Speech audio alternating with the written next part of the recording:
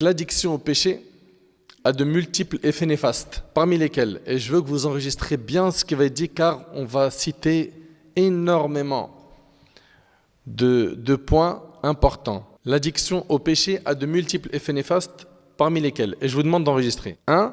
L'obscurité et la dureté du cœur que le pécheur ressent profondément en lui. Le premier effet néfaste des péchés, c'est que tu sens que ton cœur il est dur. À force de faire des péchés, tu es plus réceptif au rappel. Quand on te donne un conseil, tu es orgueilleux. Quand on te donne un conseil, tu vois le mal dans le conseil. Et si tu en es arrivé à ce stade, c'est parce que ton cœur a pris un coup. À cause de quoi? Des péchés. 2. Parmi les conséquences de l'addiction au péché, il y a le fait que les désobéissances s'entraînent les unes les autres et qu'un péché en appelle un autre. Un péché, ça agit comme une drogue.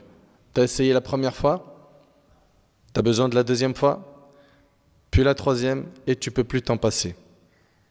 Et ça, c'est quelque chose de terrible, jusqu'à ce que le serviteur d'Allah en arrive à un stade où il n'apaise son cœur que lorsqu'il met Allah en colère. Wallah, c'est terrible.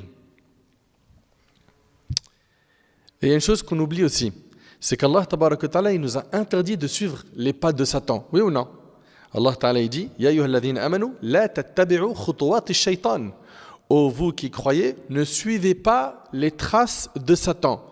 Mais ce que tu oublies, c'est quoi? C'est que les péchés sont justement les traces de Satan, c'est les pas de Satan. Donc toi, quand tu es en train de faire des péchés, tu es en train de suivre les pas du diable. Chose qui nous a été interdite. Chose interdite dans notre religion. Parmi les conséquences de l'addiction au péché, il y a aussi le fait de s'y habituer, au point qu'il devienne une routine. Il a l'habitude de regarder des images pornographiques. Il a l'habitude d'écouter des insultes, des gros mots, des médisances, des clips orduriers. C'est sa routine.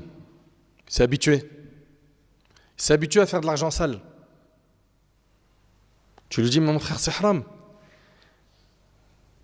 Tu dis, qu'est-ce que tu veux que je fasse, mon frère? Ça y est, je suis ancré dedans.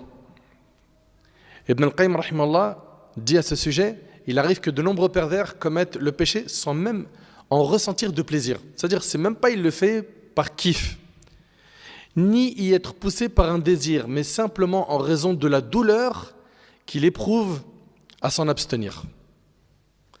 C'est juste que c'est pour lui trop dur de lâcher le péché. Est-ce que c'est impossible de lâcher le péché? Non. Et on va voir, Inch'Allah, à la fin les solutions. Donc, on résume. Parmi les effets néfastes du péché, 1. La dureté du cœur, son obscurcissement. 2. Un péché en amène un autre. Ça agit comme une drogue. 3. C'est qu'à la fin, ça devient une routine chez une personne.